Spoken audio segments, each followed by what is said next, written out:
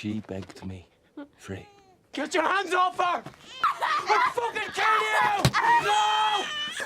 I'm sorry! I'm sorry, please!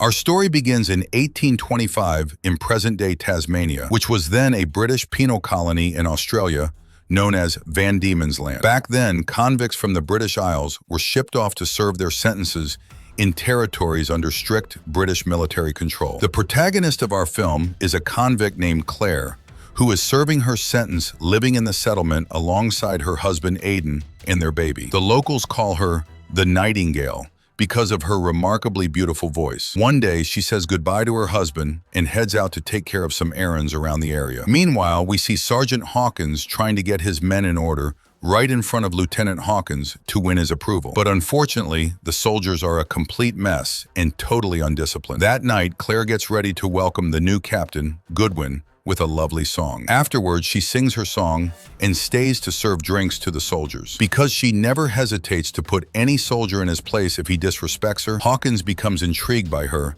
and asks her to visit his quarters. Hawkins asks her to sing for him in exchange for some small gifts. Once she finishes singing, Claire asks him to hand over her freedom papers, but he refuses, demanding something else in return instead. Naturally, she catches on to what he is after and turns him down. Furious, he violently attacks and brutally assaults her until the captain finally arrives. Claire goes to pick up her baby from Harriet, who maliciously accuses her of having fun with the soldiers. She then returns home, trying to hide what happened from her husband, but the physical scars of the assault are far too obvious. He suggests they run away from the town, but without her official papers, such a move would be far too dangerous. The next day, Aidan decides to go straight to Hawkins to demand Claire's papers. But when he walks out of the office looking devastated, Claire immediately knows what happened. Later that night, Hawkins is exhausted and sends his men away. Awakened by their wild, reckless behavior, the captain realizes once and for all that these men are completely unreliable. Shortly after, Aidan decides to confront Hawkins again, demanding that he give his wife her freedom papers. When Hawkins refuses,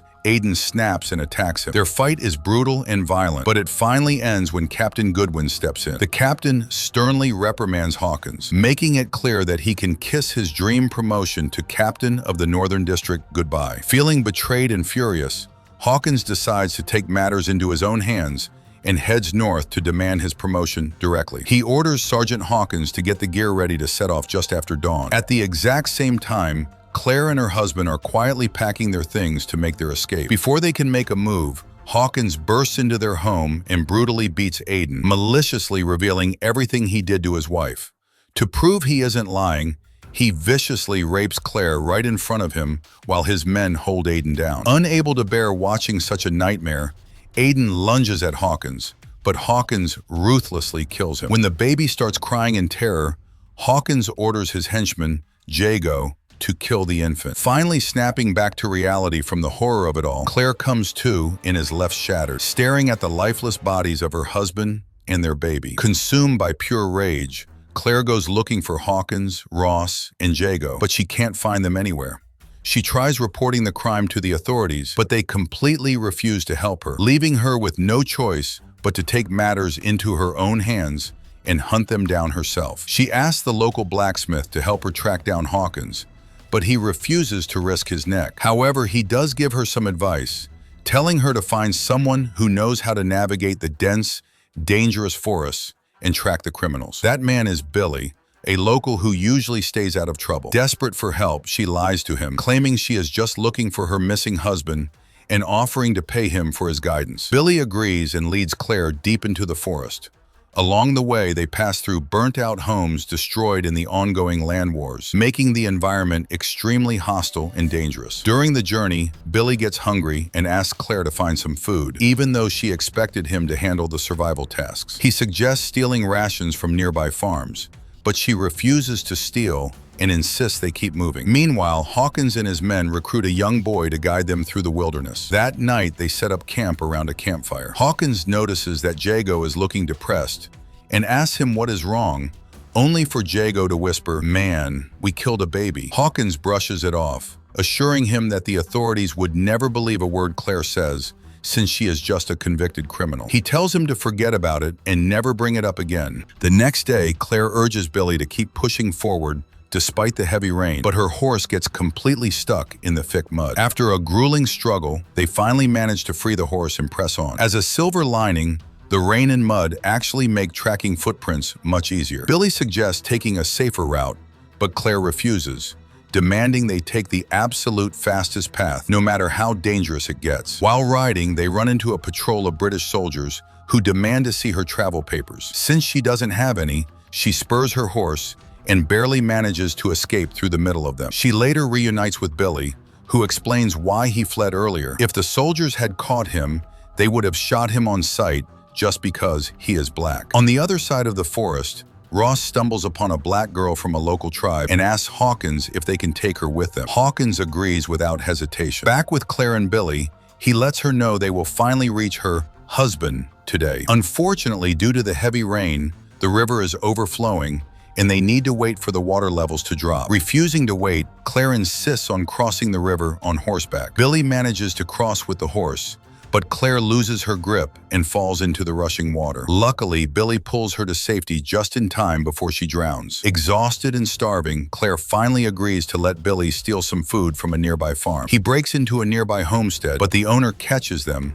and chases them off. That night, the two of them camp by a campfire. Billy opens up about his mother and how the British tore them apart, while Claire shares how the British caused every single tragedy in her life. Sitting by the fire, they realize their shared hatred for the British is what unites them. Later that night, Claire wakes up to a strange noise. A British laborer suddenly attacks her, and when she tries to shoot him, her gun jams. Fortunately, Billy steps in just in time and saves her yet again. From that moment on, a deep bond of mutual trust forms between them. Meanwhile, Hawkins and his men are ambushed and showered with arrows by the local tribe. Jago takes an arrow to the thigh, and they are moments away from being wiped out. Desperate, Hawkins threatens to kill the captive girl if the tribe doesn't back off. The moment they hesitate, he brutally executes her, using the distraction to escape with his remaining men. Terrified and bleeding, Jago flees in the opposite direction of Hawkins and Ross. As fate would have it, Claire spots him deep in the woods and decides to end him. Jago frantically tries to beg for his life,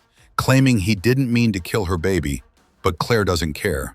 She shoots him in the leg, plunges a knife into him repeatedly, and finishes him off. Billy watches the entire brutal scene unfold from a distance, realizing at last that Claire has been hiding a massive secret from him all along. Hawkins enlists an old local man named Charlie, who suggests they climb the mountain to reach their destination. Although it is extremely dangerous, it is by far the fastest route. A short time later, Billy and Claire arrive at the same spot, but Billy immediately rules out climbing the mountain because it is too treacherous for the horses, suggesting they take the alternate path instead. That night, Claire opens up and tells Billy the whole truth about everything. When she feels guilty for killing Jago, Billy reassures her, saying he would have done the exact same thing if someone had slaughtered his family. The next day, old Charlie leads them to the top of the hill, explaining that the northern lands lie just beyond it and says his goodbyes to head back. But Hawkins suddenly changes the deal and orders him to stay. When Charlie refuses, Ross pulls out his gun and shoots him dead. Furious, Hawkins snaps at Ross for murdering their only guide